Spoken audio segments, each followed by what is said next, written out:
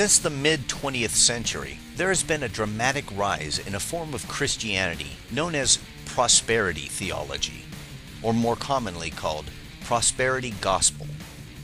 This kind of spiritual quid pro quo, or faith for frills ideology, has gained tremendous popularity among lower income people who desperately desire the material gains it promises. Joel Osteen, Kenneth Copeland, Creflo Dollar, Benny Hinn, Joyce Meyer, Paula White, and Bishop Eddie Long are just a few of the wealthy televangelist blowholes bilking their followers with this greed-fueled delusional wish-thinking. Prosperity theology teaches that Christians are entitled to well-being, and because the physical and the spiritual are seen as one inseparable reality, this is interpreted as physical health and economic prosperity. Peddlers of this nonsense focus on personal empowerment, promoting a positive view of the spirit and body. They maintain that Christians have been given power over creation because they are made in the image of God. And they teach that positive confession allows Christians to exercise dominion over their souls and material objects around them. Wealth is interpreted in prosperity theology as a blessing from God, obtained through a spiritual law of positive confession and visualization. It reminds me of the old axiom, wish in one hand and shit in the other, and see which one fills up first. Unsurprisingly, prosperity churches place a strong emphasis on the importance of giving. Services commonly include 2 sermons, one of which focuses on giving and prosperity, including biblical references to tithing. Then, of course, an offering, followed by a second sermon on another topic. This prosperity garbage is often based on non-traditional interpretations of Bible verses, with the book of Malachi often being given special attention. Frequently quoted verses include Malachi 3:10. Bring ye all the tithes into the storehouse, that there may be meat in mine house, and prove me now herewith, saith the Lord of hosts. If I will not open you the windows of heaven, and pour you out a blessing, that there shall not be room enough to receive it. John 10:10. I am come that they might have life, and that they might have it more abundantly. Philippians 4:19. My God shall supply all your need according to his riches in glory by Christ Jesus. And 3 John 1:2.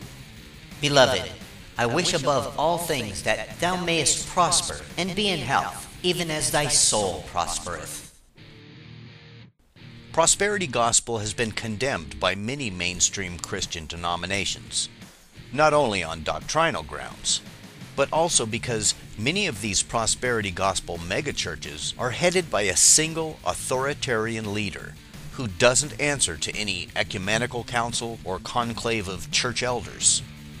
Additionally, this theology appeals disproportionately to the poor and struggling middle class by making God into a vending machine. Put in faith, and out pops blessings. Money, cars, homes, plush vacations, or anything else the heart desires, as long as you have the right kind of faith. In 2007, a Senate inquiry into misuse of funds donated to these wealthy Christian fraudsters was launched by a fellow wealthy Christian fraudster, Republican Senator Chuck Grassley. The ministries of Kenneth Copeland, Creflo Dollar, Benny Hinn, Bishop Eddie Long, Joyce Meyer, and Paula White were the subjects of this mock investigation. Grassley's staff review noted concerns with a lack of governmental, independent, or denominational oversight, especially when churches, quote, can reach the size of large taxable corporations, control numerous taxable and non-taxable subsidiaries, and bestow Wall Street-size benefits on their ministers. 4 of the televangelists refused to comply with Senate information requests, but no subpoenas were ever issued, and after more than 3 years, The investigation ended, as expected, with no penalties for any of the pastors involved. Not even a slap on the wrist for those who refused to cooperate. In January 2011, Grassley concluded his investigation stating that he believed self-regulation by religious organizations was preferable to government action. But seriously, did anyone actually imagine that a rich Christian political huckster like Grassley would ever find any wrongdoing on the part of other rich Christian hucksters, especially when they have hundreds of thousands of followers who also happen to vote? Hell, it would be like arresting a banker. Not in this country. Prosperity gospel is a multi-billion-dollar worldwide industry. It's run by charismatic Christian charlatans and funded by the hopes and dreams of the desperate and the greedy. This kind of bass-backward interpretation of Jesus' admonitions against the pursuit of personal wealth would seem incongruous. But to those who think when your Christ said to give up everything and follow him, what he really meant for you to do was beg him for goodies. Error.